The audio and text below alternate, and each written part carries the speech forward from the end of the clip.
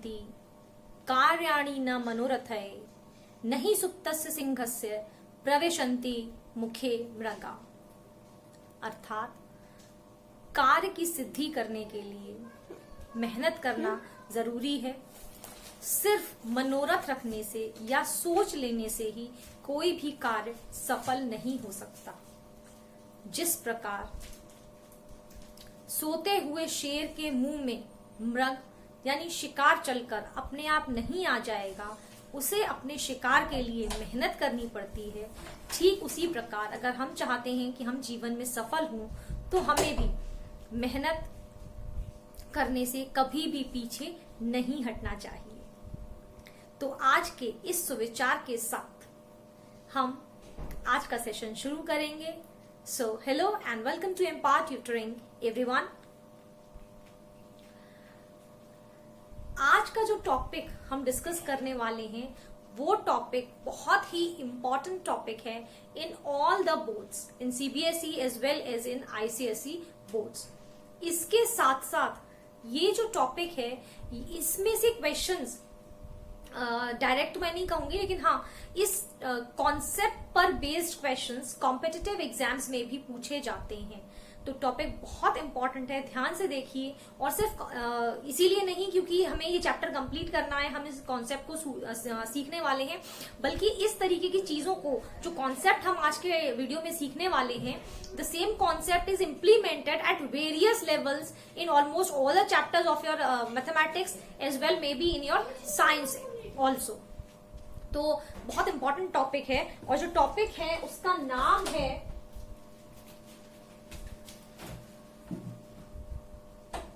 Simultaneous equations. Equations क्या है, कैसे सॉल्व करते हैं, ये सारी चीजें आप पहले भी कर चुके हैं। तो equations word is not new for you, but इसके साथ अब लग गया है साइमल्टेनियस इक्वेशंस। तो ये क्या है? सीबीएसई में क्लास 10th में ये चैप्टर है, बहुत इंपॉर्टेंट चैप्टर है। बोर्ड में इसमें से क्वेश्चंस ऑलमोस्ट 6 to 7 मार्क्स के क्वेश्चंस जो हैं वो इसी चैप्टर में से पुटअप किए जाते हैं, जिसमें 1 मार्क में भी क्वेश्चंस आते हैं और साथ ही साथ जो क्वेश्चंस हैं वो आपके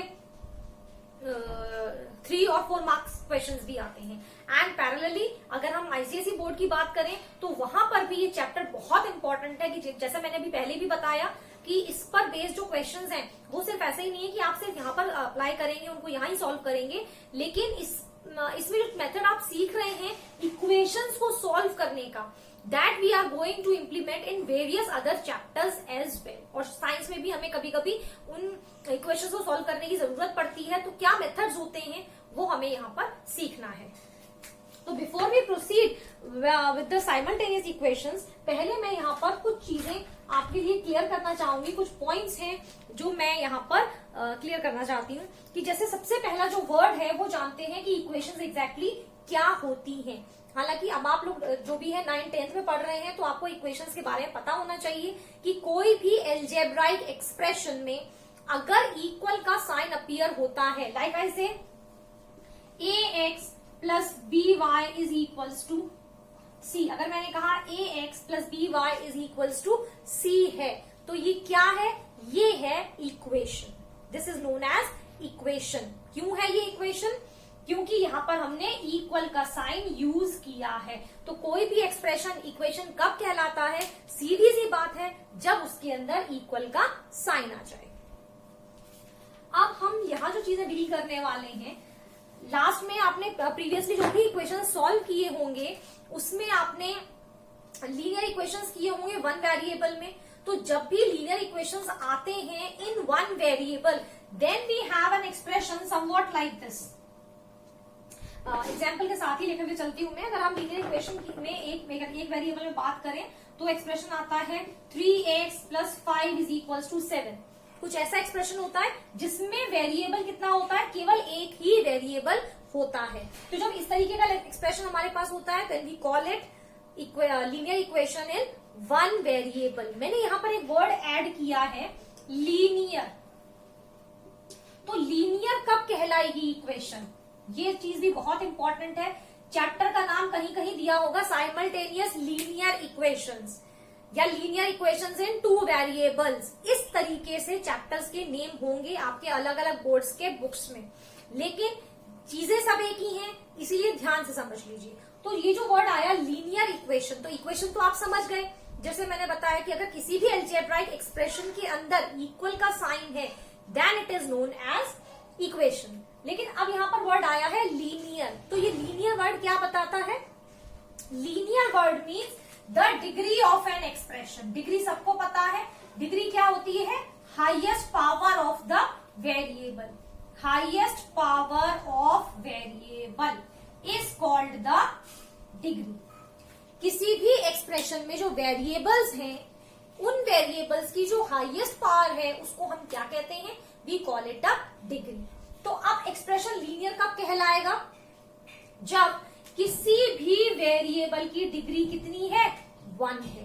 अगर किसी एक्सप्रेशन में, अलजेब्राइक एक्सप्रेशन में या किसी इक्वेशन में, हम क्योंकि इक्वेशंस की बात कर रहे हैं तो हम इक्वेशंस को लेते हैं, अगर किसी इक्वेशन में वेरिएबल की डिग्री कितनी है? 1 है, then it is called as linear equation. कैसी इक्वेशंस कहलाती हैं वो? लीनियर इक्वेशंस कहलाती हैं। ठीक है, जैसे अभी हमने एक इक्वेशन ली थी ax plus by plus c is equals to 0। तो अब यहां पर मेरे पास 2 वेरिएबल्स हैं। अब हम जो डील कर रहे हैं वो हम 1 वेरिएबल की बात नहीं कर रहे हैं, we are dealing in 2 variables. We have a variable x, we have a variable y, और एक हमारे पास कांस्टेंट है। ठीक है, तो जैसा आप देख रहे हैं कि x की वैल्यू, x की डिग्री कितनी है? 1 है, y की डिग्री भी कितनी है? 1 है। तो क्योंकि इनकी डिग्रीज 1 है तो these are also called as simultaneous linear equations. ये भी हम इसको कह सकते हैं साइमल्टेनियस लीनियर इक्वेशंस। ठीक है, I hope it is clear. चलिए, अब यहाँ पर क्या है? थ्योरेटिकल पार्ट में कुछ नहीं है ऐसा समझने के लिए, केवल हम उन इक्वेशंस को सॉल्व कैसे करेंगे वो है हमारा इंपॉर्टेंट मोटिव यहाँ पर सीखने के लिए। तो there are different ways of solving the simultaneous equation. अच्छा, साइमल्टेनियस मैंने क्यों कहा ये भी मैं बता देती हूँ एक बार। When are we calling the equations simultaneous equations? अब क्योंकि यहां पर जब आप एक इक्वेशन को सॉल्व नहीं कर रहे हैं, here you are solving 2 equations at a time. यानी अब आप क्या करेंगे? पेयर ऑफ इक्वेशंस को एक साथ सॉल्व करेंगे।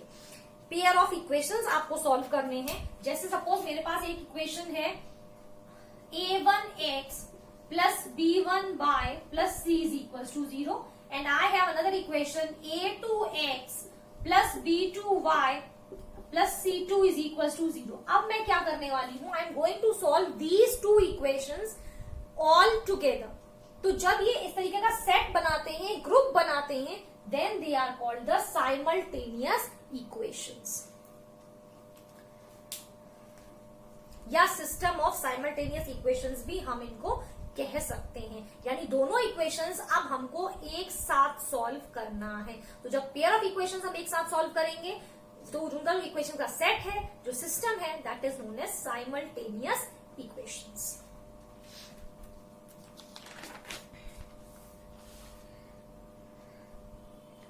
तो जो सबसे पहला मेथड हम यहां सीखने वाले हैं that is known as the first method. This is method number 1। 2 equations को अब हम सॉल्व करना सीख रहे हैं, फर्स्ट मेथड ले रहे हैं, और जो ये फर्स्ट मेथड है ये मेथड है हमारा सब्स्टिट्यूशन मेथड। सब्स्टिट्यूशन मेथड बहुत सिंपल मेथड है, सिंपलेस्ट मेथड। सब्स्टिट्यूशन मेथड को हम यहां सीखने वाले हैं। सिंपल मेथड है और इस वर्ड से ही आपको समझ में आ जाएगा कि हमें क्या करना है। तो यहीं पर वीडियो देखना स्किप मत कर दीजिए, पूरे वीडियो को देखिए, क्योंकि हर एक वीडियो में हम एक मेथड जो है इन साइमल्टेनियस इक्वेशंस को सॉल्व करने का वो डिस्कस करेंगे, और ये इतने अच्छे तरीके से मैं आपको बताऊंगी कि आप फिर इन चीजों को कभी भूलेंगे ही नहीं, और ये आपके दिमाग में बहुत अच्छे तरह से बैठ जाएंगे and I am damn sure कि आप आंख बंद करके भी साइमल्टेनियस इक्वेशंस को इजीली सॉल्व कर लेंगे। चलिए देखते हैं कि हमें सॉल्व क्या करना है, कैसे करना है। तो मैं एक एग्जाम्पल के साथ ही आपको बताऊंगी, I am not going to the theoretical part. तो एक हम यहाँ पर एग्जाम्पल ले लेते हैं।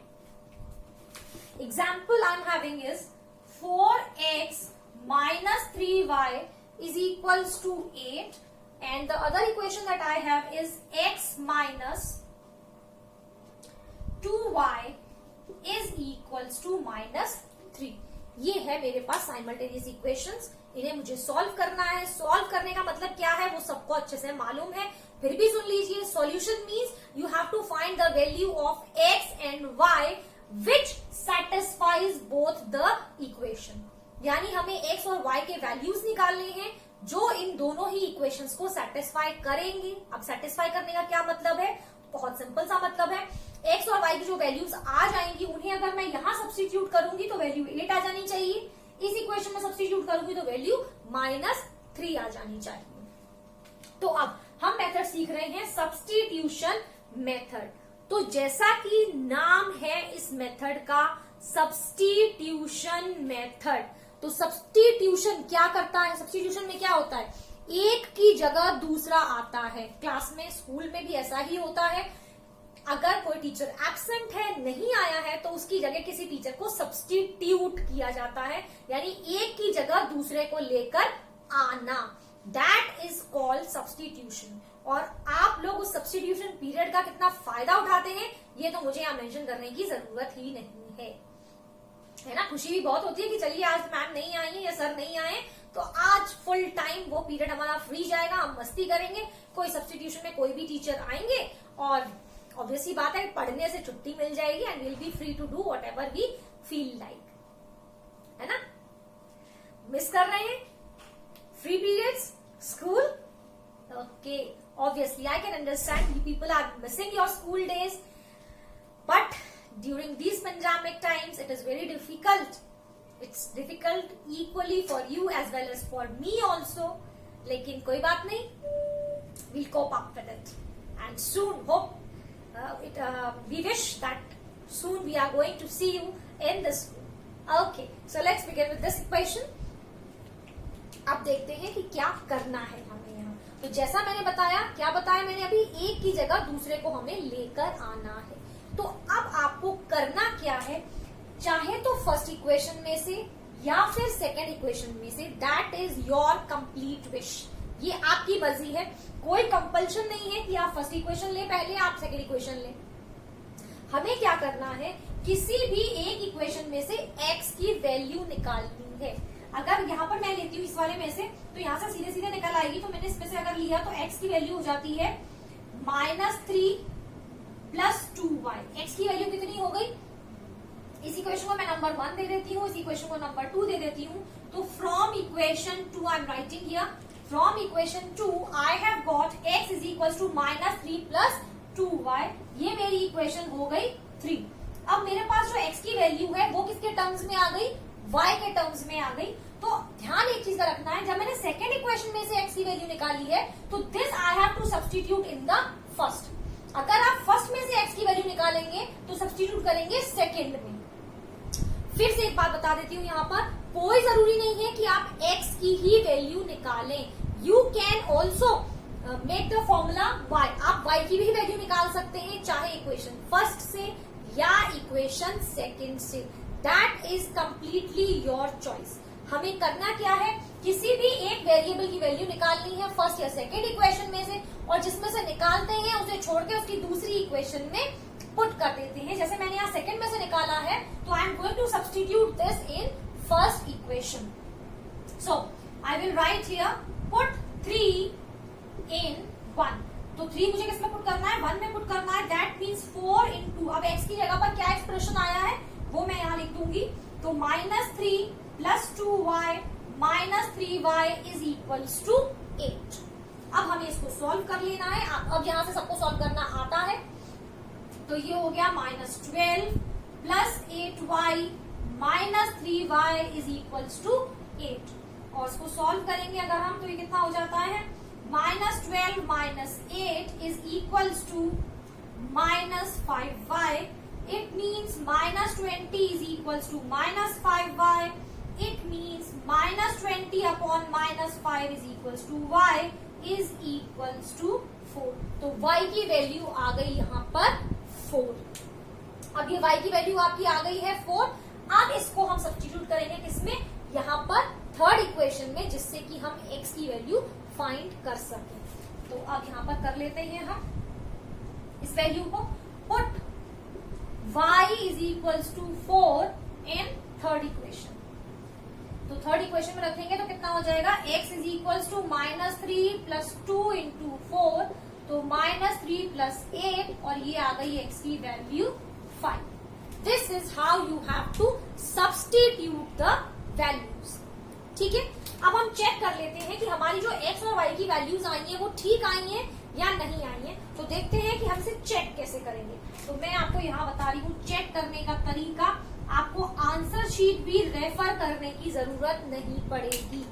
तो हम क्या करने वाले हैं, हमारी पहली इक्वेशन थी 4x minus 3y equals to 8. इसमें मैं x की वैल्यू पुट करूंगी. तो x की वैल्यू है 5 minus 3 into 4 is equals to, अब इक्वल्स टू में 8 मत लीजिए, इसे सॉल्व करिए, देखिए क्या आंसर 8 आएगा. तो 4 5 हो गया 20 माइनस 12 इक्वल्स टू हो गया 8. आ गया 8. इसका मतलब आपका जो आंसर है वो बिल्कुल सही है. और अगर आप दोबारा श्योर होना चाहते हैं, सेकेंड टाइम भी आप श्योरिटी चाहते हैं, तो सेकेंड इक्वेशन में पुट कर लीजिए. तो x की वैल्यू है 5 माइनस 2 इंटू 4, सॉल्व करिए. 5 माइनस 8 गिव्स यू -3. देखिए राइट हैंड साइड पे -3 है, और हमारी जो वैल्यू आ रही है ये भी कितनी है, -3 है. It means that are values of x and y are completely all right. बिल्कुल सही, परफेक्ट वैल्यूज आई. ठीक है. आई होप बिल्कुल मुश्किल नहीं लगा होगा आपको ये सॉल्व करना. ठीक है. एक क्वेश्चन और देखेंगे which is going to help you to understand it in a better manner. तो आपको ये सब्स्टिट्यूशन मेथड बहुत अच्छे से समझ में आ जाएगा. चलिए एक एग्जाम्पल और देख लेते हैं, और इसके बाद आप इस पर बेस्ड क्वेश्चंस खुद सॉल्व कर पाएंगे इजिली, ऐसा मेरा मानना है. I believe this. तो एक क्वेश्चन यहां पर हम और ले लेते हैं सब्स्टिट्यूशन का.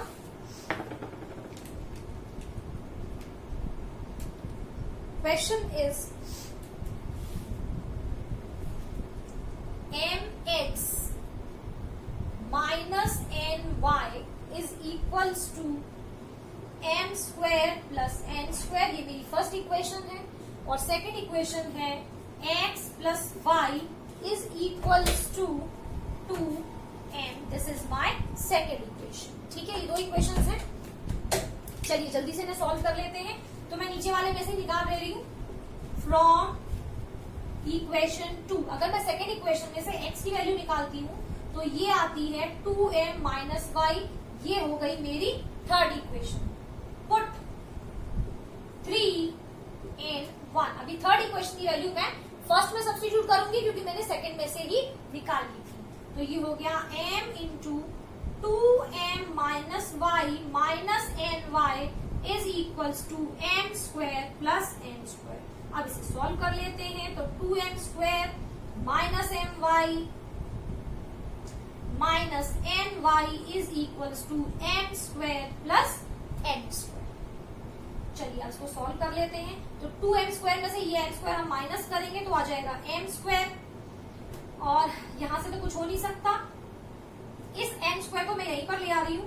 तो ये हो गया m square minus n square, और इन दोनों टर्म्स को मैं अगर शिफ्ट करूंगी तो ये हो जाएगा m y plus n y, और ये हो गया हमारा m square minus n square. इन दोनों टर्म्स में से हम y कॉमन ले लेते हैं तो ये आ जाएगा m plus n.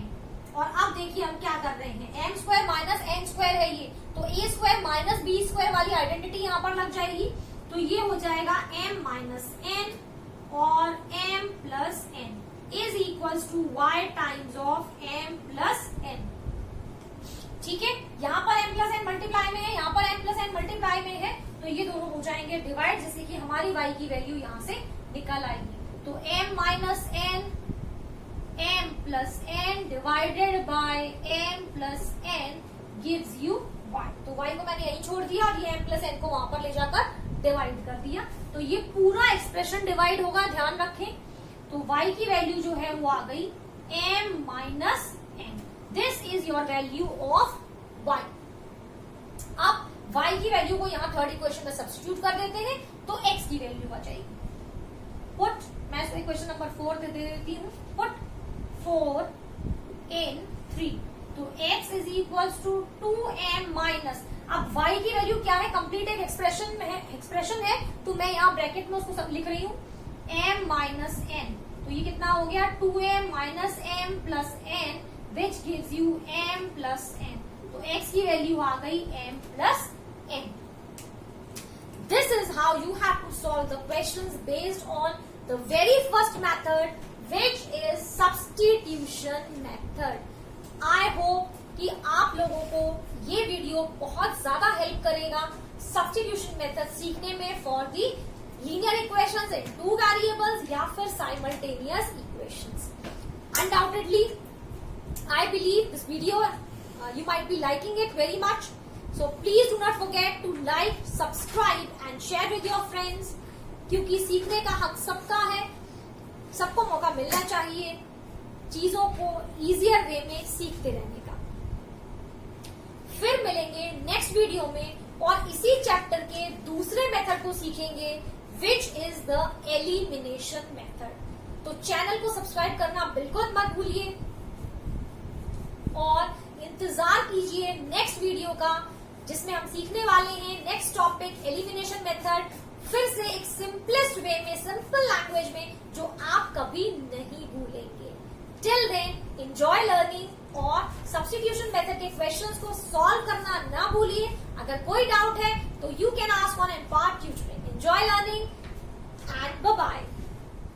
Click below to subscribe and watch more videos.